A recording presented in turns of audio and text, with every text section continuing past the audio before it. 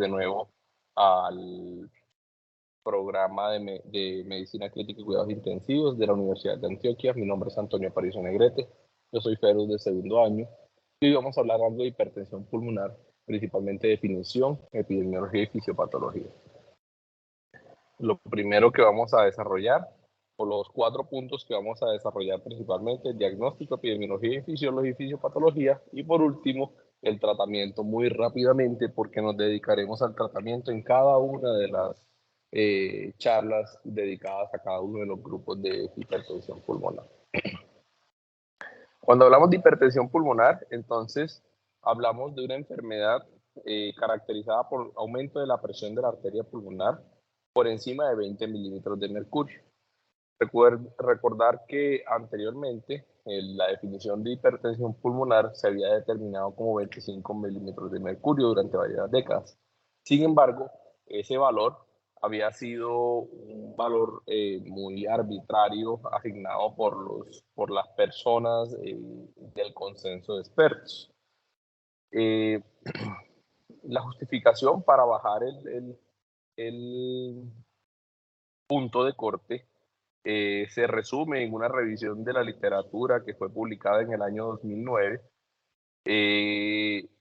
con más de 1.100 individuos donde a personas sanas le hicieron unos cateterismos derechos. Esos cateterismos derechos se midieron las presiones de la arteria pulmonar y la medición de la arteria pulmonar les dio más o menos 14, más o menos 3. Por esa razón, determinaron como 2 desviaciones estándar por encima de 14, 20, y después de 20, pues consideraron que era el valor para determinar que la presión de la arteria pulmonar estaba elevada. Eso daba el percentil 97.5, o sea, el 97.5 de las personas que están con presiones de la arteria pulmonar por debajo de 20 están dentro del valor de normalidad, y solo un 3% de las personas, o realmente un 2.5% de las personas saldrían, a pesar de estar normales, saldrían de ese valor de normalidad. El otro punto importante es la resistencia vascular pulmonar, y esa resistencia vascular pulmonar debe estar por encima de 3 unidades Wood. Este fue el estudio que les estaba comentando y del que tenemos claridad de la razón por la que estamos hablando aquí de 20 unidades Wood, de 20 de milímetros de mercurio de presión de arteria pulmonar. Este otro estudio que está aquí, permiso un momento. Este otro estudio que está aquí nos muestra una revisión sistemática de más de 16.000 pacientes, donde se encontró, y es la justificación también ya mucho más actualizada, porque este estudio es del año 2011, 2015, no recuerdo claramente, creo que 2015, donde nos mostró que los pacientes que tenían más de 20 o que tenían entre 19 y 24 milímetros de mercurio de presión de arteria pulmonar, pues se morían más.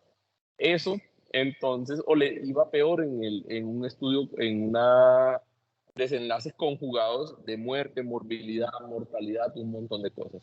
Entonces, por esa razón, se determinó, y bajo ese estudio se terminó de concientizar y además de eso, clarificar que una presión por encima de 20 aumenta la mortalidad en los pacientes. Esto es complejo porque no se sabe, y en esto, la discusión al final de este artículo nos dice que, miren, no sabemos por qué estas personas que muy probablemente tienen otras comorbilidades tienen esta presión de la pulmonar elevada.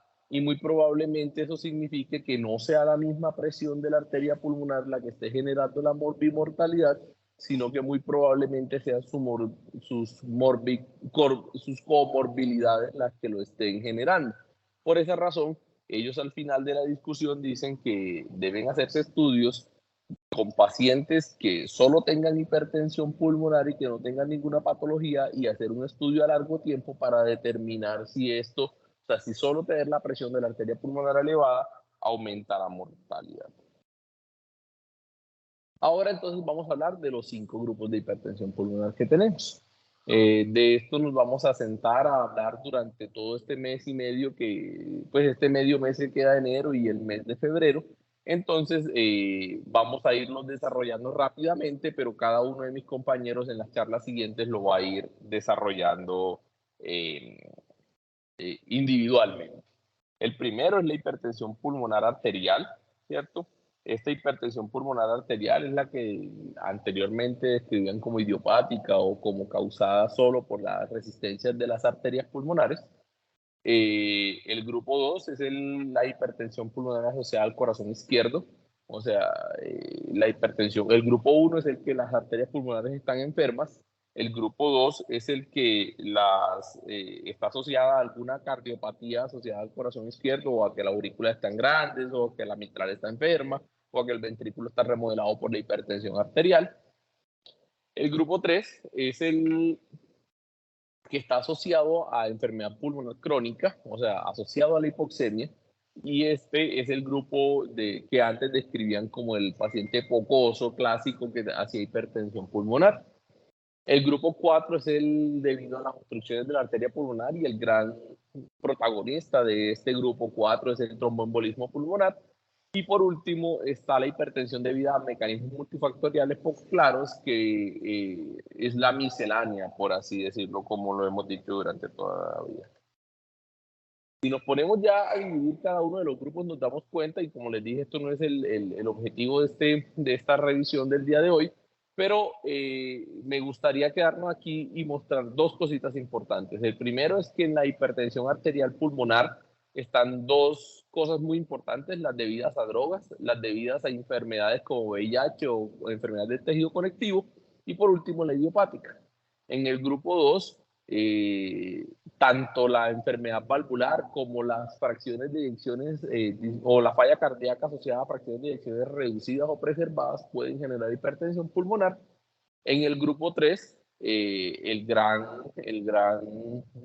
protagonista es el EPOC, pero también en la EPID y algunas otras enfermedades asociadas a enfermedad pulmonar, como por ejemplo, en este caso podríamos pensar en la hipoxia o en la enfermedad post-COVID o el síndrome post-COVID permanente que estamos viviendo. En el grupo 4 estamos hablando del tromboembolismo pulmonar crónico, ¿cierto? Como una de las grandes, el gran protagonista, y por último, las misceláneas que ya la hemos descrito. Durante mucho tiempo, y esto lo traigo aquí porque muchos de los pacientes jóvenes que tenemos en la consulta o que llegan al hospital con hipertensión pulmonar y que terminan en unidad de cuidados intensivos, hay que ser insistentes en preguntar por estos grupos de medicamentos que pueden generar hipertensión pulmonar del grupo 1. Por esa razón lo traje como a colación, y lo traje como de tabla para que siempre lo tengamos presente, donde el gran protagonista muy probablemente sea la cocaína, eh, por la, y las metanfetaminas, pues por el consumo de estas drogas recreativas o de estas sustancias recreativas en el día a día de las personas. Cuando entonces comenzamos a hablar de epidemiología, entonces entendemos que cada millón de personas que hay en el mundo, entre 15 y 50 casos tienen una hipertensión pulmonar. Y muy probablemente este valor ha ido aumentando con el tiempo, asociado a que tenemos un grupo de personas, o sea, el valor de hipertensión pulmonar se redujo. Muy probablemente más personas están cursando con hipertensión pulmonar en estos momentos y simplemente son asintomáticos. Como ya lo dijimos, esto genera cambios significativos en la supervivencia, y lo importante que tenemos es que muchos de estos pacientes pueden terminar en las unidades de cuidados intensivos asociados a procedimientos quirúrgicos no cardíacos en pacientes que tienen hipertensión pulmonar y que pueden terminar descompensando su hipertensión pulmonar asociada a la hipoxia dada por la cirugía o el uso de medicamentos muy parecidos a la cocaína durante cirugía. Entonces, esto aumenta realmente la morbimortalidad de estas personas que se consideraban sanas y que muy probablemente no lo sean tanto. Cuando uno revisa la epidemiología, entonces la distribución se da de esta manera, donde el grupo 2, asociados a la enfermedad pulmonar asociada al corazón izquierdo, es el gran protagonista de los pacientes con hipertensión pulmonar. Posteriormente están dados los pacientes del grupo 3, principalmente de ese grupo 3, el gran protagonista es el EPOC, donde el 50%, entre el 50 y el 70% son epocosos. Y por último, en este mismo grupo 3 están las enfermedades intersticiales pulmonares que ocupan el 30%. Luego viene el grupo 4 con el paciente que tiene tromboembolismos crónicos o enfermedades embólicas hacia el pulmón, y esos sobrevivientes a las enfermedades embólicas tipo agudas que terminan volviéndose enfermedades crónicas convierten al paciente en una hipertensión pulmonar que es de difícil manejo. Y por último está el grupo 1, que no es nada despreciable, porque si nos ponemos a ver, son entre 6 y 15 casos por millón de personas, que aunque uno dice son pocas en el mundo, realmente pues en la población actual que tenemos nos daría para tener un caso considerable o unos casos considerables. Lo complejo de esto es que gran parte o la mitad de los del grupo 1 son idiopáticos, o sea, nunca nos enteraremos o sabremos por qué razón este paciente está haciendo hipertensión pulmonar, y eso es un gran problema porque pues si no tenemos diagnóstico no tendremos nunca manejo adecuado para este grupo de pacientes.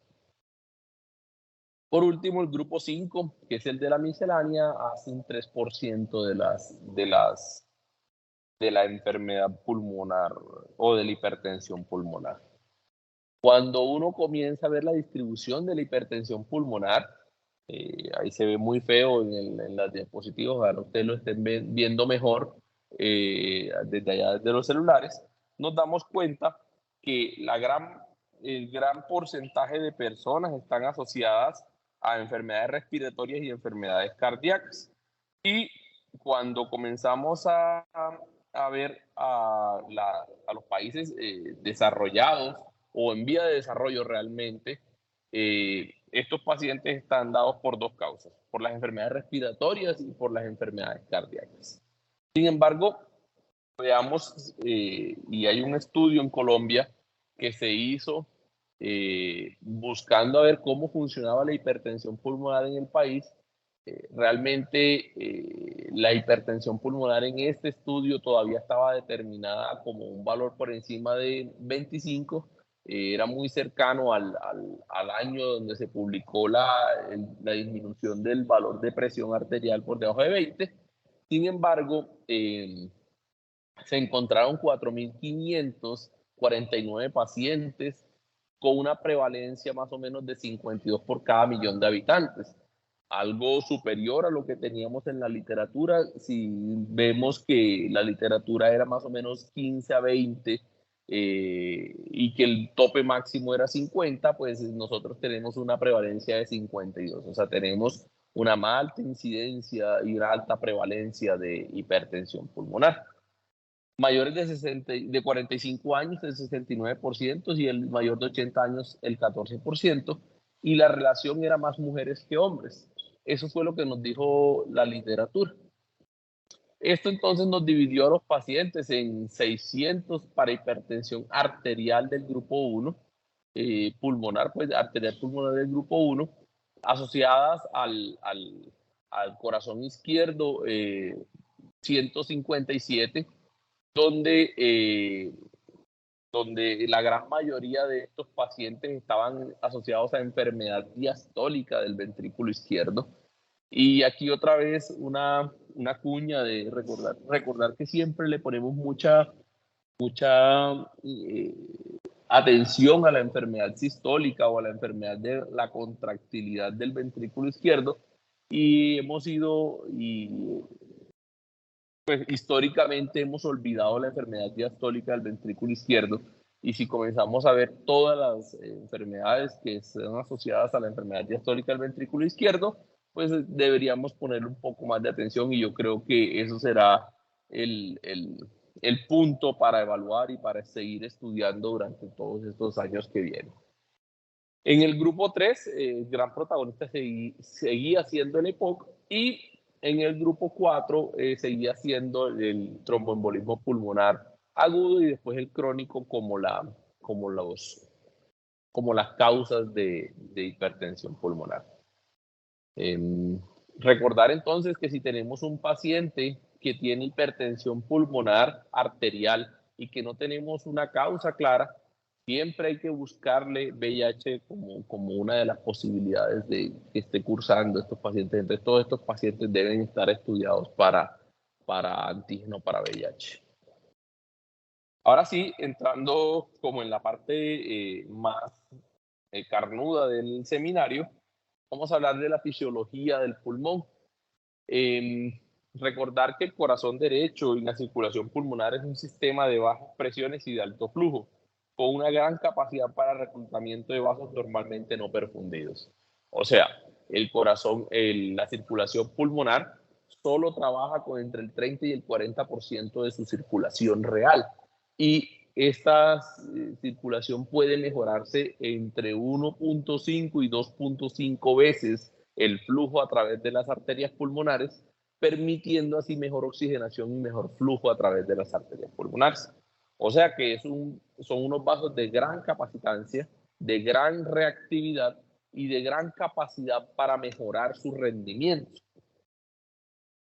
Eso hace entonces como consecuencia de que las arterias o las paredes de las arterias pulmonares sean delgadas por su baja presión transmural. Como son más delgadas, entonces tienden a tener mejor compliance y pueden aumentar su diámetro considerablemente. Y están asociadas principalmente a el stroke del ventrículo derecho. Luego entonces esas mismas arterias, después de que hacen la distensibilidad tan importante que hacen, tienen una elastancia que tienden a hacer el flujo, que aumenta el flujo hacia el corazón izquierdo. Y de esa manera se completa el circuito pulmonar con el sistémico a nivel de la fisiología pulmonar. Cuando se aumenta la poscarga del ventrículo derecho, y esto genera entonces hipertrofia, posteriormente primero concéntrica, después excéntrica y por último falla cardíaca derecha, cuando está asociada a la hipertensión pulmonar del tipo 1, como es es la fisiología común que vamos a intentar entender y del que se va a desprender todas las cosas,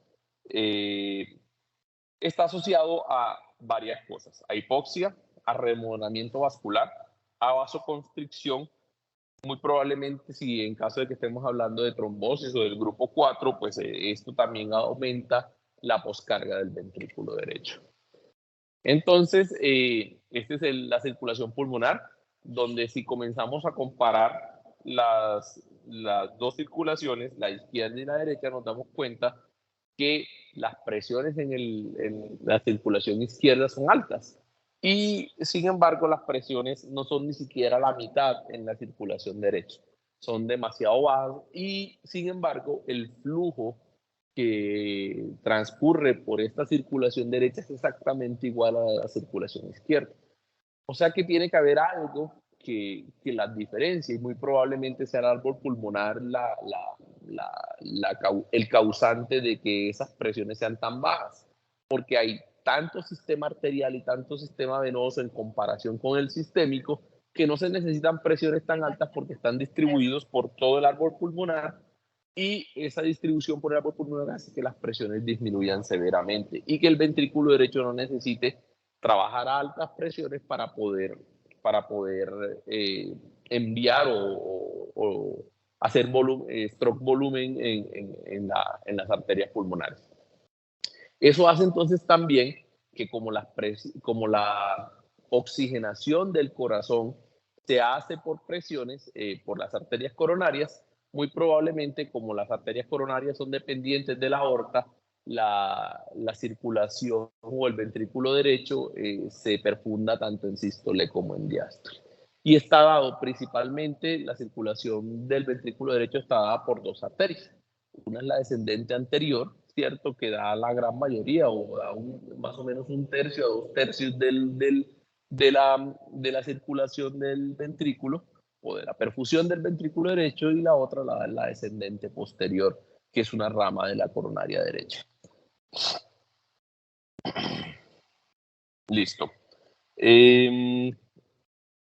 Esto es lo que hacen los capilares pulmonares, ¿cierto? La arteria pulmonar tiene unas presiones más o menos de 25 y son presiones pulsátiles dadas por el latido del ventrículo derecho.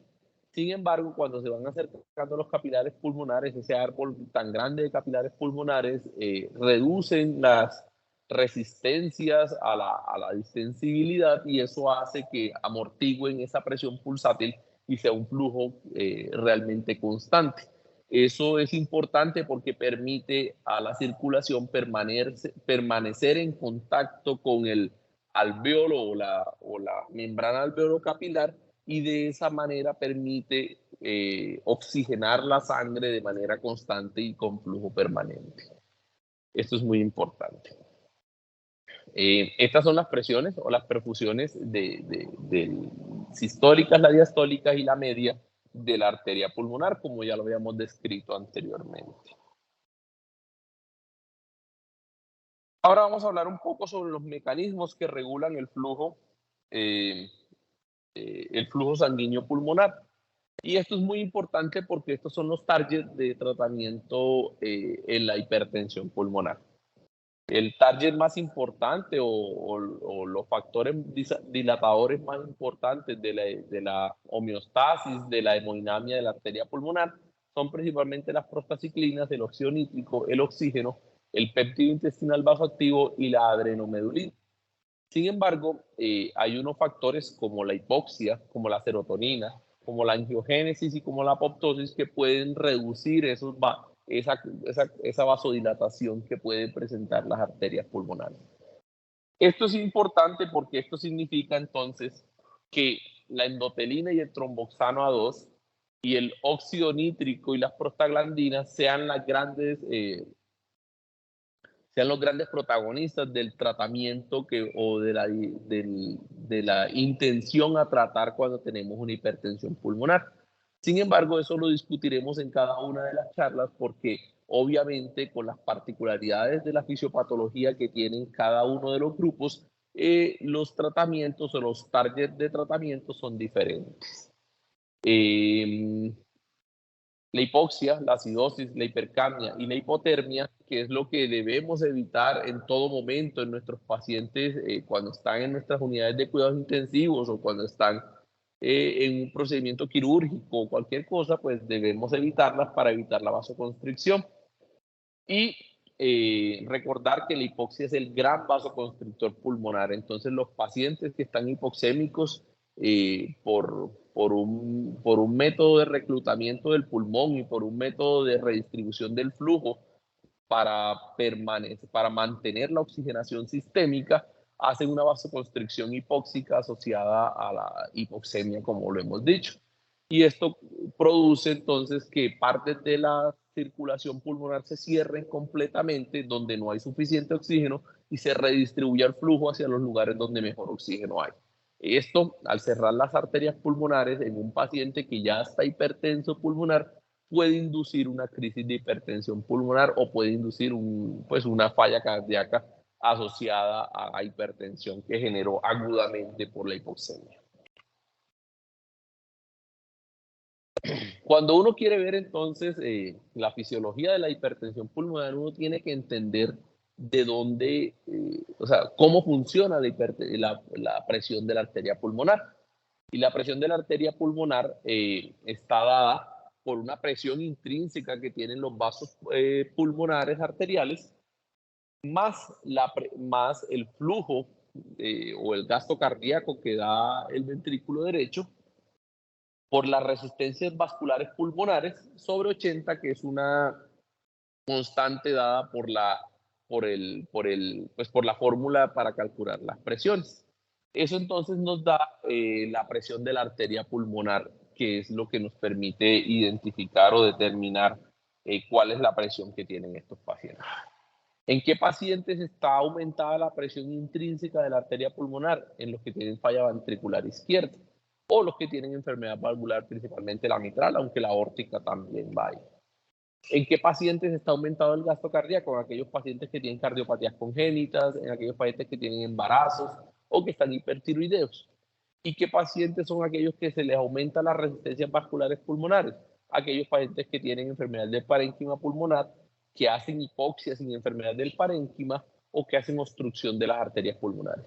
Y aquí entendemos mucho de por qué razón los grupos están divididos de esta manera y por qué razón nuestra intención a tratar en cada uno de los grupos es completamente diferente. Esto entonces nos lleva a este cuadrito muy bonito o esta imagen muy bonita que está publicado en el Journal Europeo de Enfermedades Respiratorias, que nos muestra muy didácticamente cómo debemos abordar al paciente con hipertensión pulmonar. Y esto ya lo hemos desarrollado durante toda la charla hasta ahora, entonces por esa razón vamos a avanzarlo rápidamente.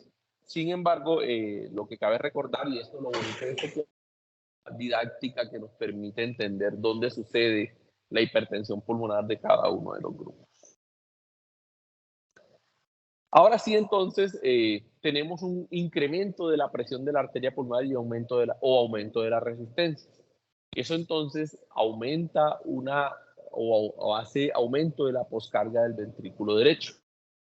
Este ventrículo derecho tiene la capacidad de hipertrofiarse y de, además de esto, trabajar con mejor energía o con hacer mejor trabajo para mantener el gasto cardíaco fluyendo por las arterias pulmonares. Estos pacientes entonces están asintomáticos porque el ventrículo derecho todavía no ha fallado y está en plan de mejorar su flujo y mejorar su contractilidad para vencer esa poscarga que están dando las arterias pulmonares. Luego aparece el paciente sintomático cuando la activación y la remodelación neurohormonal comienza a aparecer y cuando el ventrículo derecho, en vez de hacer hipertrofia, comienza a hacer fibrosis. Y cuando esa fibrosis se convierte en principalmente, en vez de ser una hipertensión, una hipertrofia concéntrica, se comienza a dilatar. Y ese es el momento en el que el paciente se descompensa. Y sintomático se refiere a aquellos pacientes que comienzan a hacer disneas de esfuerzos o hasta disneas de reposos, que comienzan a hacer cianosis, que comienzan a hacer fatigas, que comienzan a hacer mareos, síncopes, pueden hacer dolor torácico, pueden tener palpitaciones, pueden tener alteraciones del electrocardiograma y esto comienza a aumentar con edema periféricos, hepatomegalia, aumento de la presión intraabdominal y estos pacientes después llegan al estado de descompensación, donde el ventrículo derecho entra en isquemia porque se hipertrofia tanto, porque se aumentan tanto las presiones del ventrículo derecho que ya deja de perfundir tanto en sístole y en diástole, sino que solo perfunde en diástole o algunas veces ni siquiera en diástole, y ese paciente comienza a presentar isquemia del ventrículo derecho y comienza a hacer dilatación, disfunción y por último, insuficiencia tricuspidia con un empeoramiento de su estado general y de su estado sistémico. Bajo toda esta charla que hemos dado, entonces describimos a la hipertensión pulmonar como un trastorno fisiopatológico implicado en múltiples entidades clínicas y esto ya nos mete en un problema porque es un síndrome. O sea, no estamos hablando de una enfermedad que tiene una sola causa y es unidireccional, sino que estamos hablando de un síndrome de enfermedades o un grupo de enfermedades que transcurren y que llevan al paciente hacia un síndrome que es un trastorno fisiopatológico, caracterizado por un aumento de la presión arterial que puede llevar a complicaciones cardiovasculares, respiratorias y muerte prematura, como lo hemos descrito. Entonces, repasando en el tiempo, entonces tenemos que en el 73 hablaban de 25, como ya lo sabemos. Sin embargo, en el 2009 ya hablamos de 20 y hablamos de 3 unidades Woods. Sin embargo, tenemos un gran problema y es que, ¿qué vamos a hacer con los pacientes que están por encima de 20? ¿cierto? Y esto es un gran problema porque no tenemos tratamiento para los pacientes que tienen presiones de la arteria pulmonar por encima de 20, más que lo que ya hemos descrito anteriormente de controlar su presión arterial, de controlar sus factores de riesgo para evitar que sigan avanzando en la hipertensión pulmonar.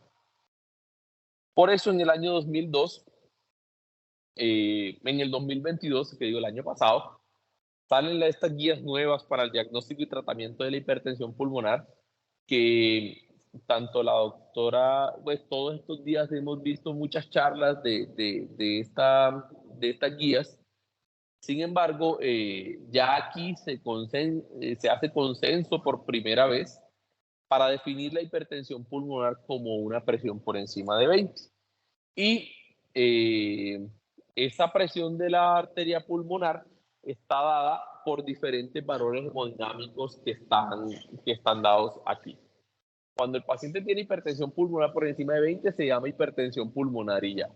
En caso de que queramos describirla como hipertensión pulmonar capilar, precapilar, tendríamos que definir al paciente que tiene presión de la arteria pulmonar por encima de 20, pero que la cuña está por debajo de 15 y que las resistencias están por encima de 2 unidades Wood. Cuando hablamos de la idiopática o de la arterial pulmonar, como se describía anteriormente, estamos hablando del paciente que tiene presiones de la arteria pulmonar por encima de 20, pero que la cuña está por debajo, por encima de 15. Y eso es muy importante porque eso es lo que el profe Horacio nos ha insistido tantas veces en decirnos: hagamos pruebas de reactividad pulmonar, determinemos en dónde estamos con este paciente para poder así determinar qué vamos a hacer y hacia dónde nos vamos a llevar para el tratamiento. Lo que hemos hablado es esencial incluir las resistencias vasculares pulmonares y la presión en cuña en la definición de hipertensión pulmonar precapilar. Y volvemos de nuevo a la etiología, que la vamos a pasar rápidamente porque ya la hemos descrito varias veces. Y por último vamos a hablar de la clasificación funcional, porque usted puede tener un paciente con una hipertensión pulmonar severa, ¿cierto? Sin embargo, este paciente puede estar en clasificación 1 o 2. Y esto es muy importante porque así como se habla de hipertensión arterial y de falla cardíaca y de clasificación funcional, esto es demasiado importante porque esto es lo que nos va a trazar el tratamiento, el seguimiento y la mortalidad de estos pacientes. Los pacientes tienen que estar, la gran mayoría de ocasiones, y no la voy a describir mucho porque la conocemos todos, porque la hemos venido viendo durante todo nuestro conocimiento de falla ventricular izquierda, por lo que entonces no ha cambiado mucho y no es importante sentarnos a hablar mucho como de la clasificación en especial. Saber que los pacientes 1 son los asintomáticos, los 2 son los pacientes que hacen limitación leve, moderados, y posteriormente los pacientes que no son capaces ni siquiera de hacer o que hacen síntomas con el reposo.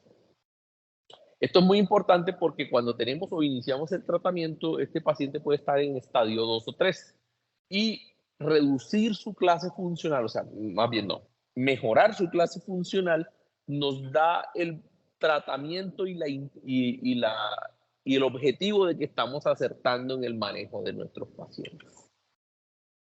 Los síntomas clínicos son muchos: tos, náuseas, vómitos, síntomas relacionados con la enfermedad que tiene ese paciente, complicaciones mecánicas que progresan a disfunción del ventrículo derecho. Esto sí, entonces nos hace disnea, nos hace fatiga, nos hace debilidad, nos hace angina, y por último, y lo que no queremos llegar con nuestros pacientes, es el síncope. Al examen físico, entonces, encontramos un paciente con un componente de la arteria pulmonar o del ruido pulmonar acentuado, o sea, del S2. Hay desdoblamiento fijo del S2. Hay regurgitación tricuspidia, entonces se oye un soplo en sístole, principalmente en todas las sístoles. Hay S4 o sonido S4, que es el último ruido que puede presentar cuando uno ausculta un paciente. Onda yugular aumentada, que es la misma onda que se mide con el catéter de la PVC, pues, que se logra ver un aumento de la onda porque el ventrículo está fallando y porque la tricuspidia está fallando, entonces está regurgitando gran parte del flujo que eyecta el ventrículo derecho y presencia de C3, o sea que puede haber cualquier cosa en el hallazgo del examen físico y por eso el examen físico, aunque es importante para determinar el estadio en que está nuestro paciente, no nos da muchas luces acerca de qué estadio y cómo está la hipertensión pulmonar del paciente. En el electrocardiograma, entonces, se puede encontrar desde un electrocardiograma normal hasta una normalidad en la aurícula derecha, hasta FA, hasta flúter auricular, hasta hipertrofia del ventrículo derecho, donde la especificidad, miren que es muy mala, bloqueos de rama derecha, prolongaciones del QT, arritmias cardíacas. O sea que nada de lo que estamos identificando hasta el punto de ahora, como son lo que tenemos en el primer nivel de atención, que es el examen físico y el electrocardiograma, nos están dando muchas luces acerca de cómo está nuestro paciente.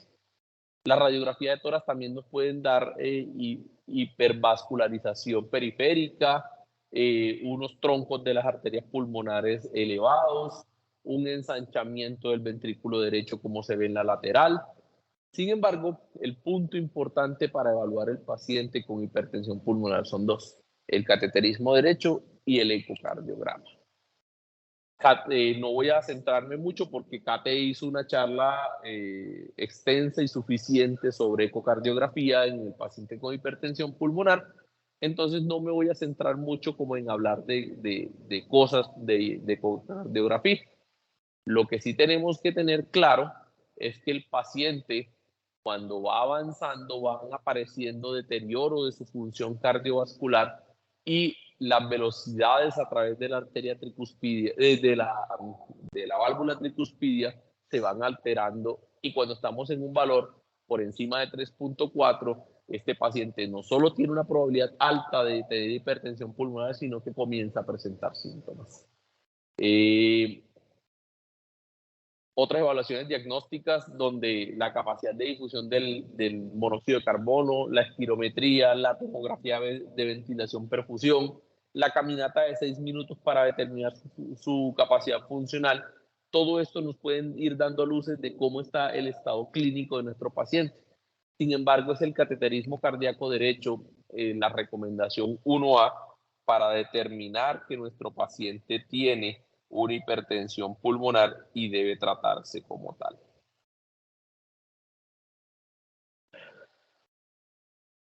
Se recomienda entonces cateterismo derecho en todos los pacientes que ecocardiográficamente se le tienen sospecha de hipertensión pulmonar, y es una recomendación 1B en las guías actuales 2022 de la literatura.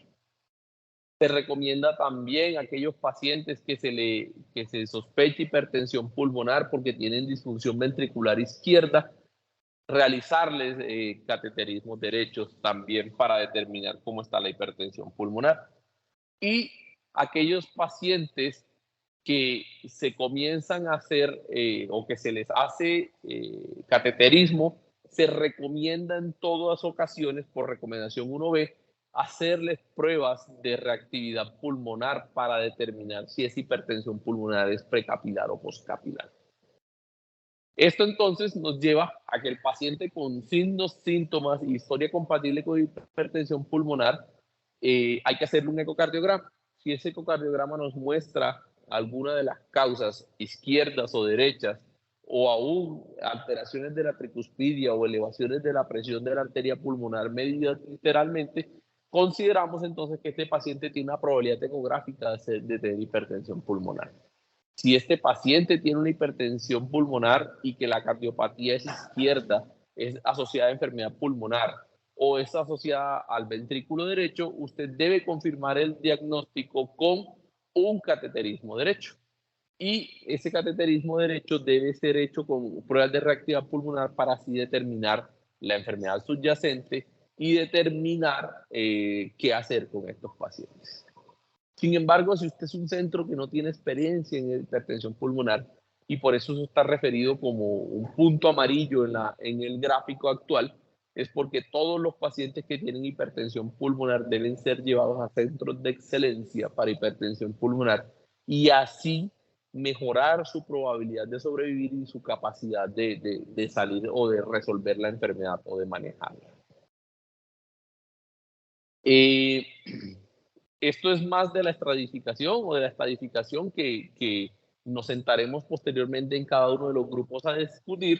Y por último, entonces voy a mostrarles algo del tratamiento porque miren que aunque creemos que tenemos pocos herramientas para el tratamiento de la hipertensión pulmonar, realmente tenemos muchos tratamientos actuales y muchas herramientas para mejorar la calidad de vida de estos pacientes. Sin embargo, estos tratamientos deben estar dirigidos hacia cada una de las enfermedades o hacia cada uno de los grupos y hacia qué punto es el que se está alterando en estos pacientes de su circulación pulmonar, de su ventrículo derecho, de su ventrículo izquierdo y así definir si cada uno de estos tratamientos es el adecuado para este grupo de pacientes o para este tipo de pacientes que tengo al frente mío.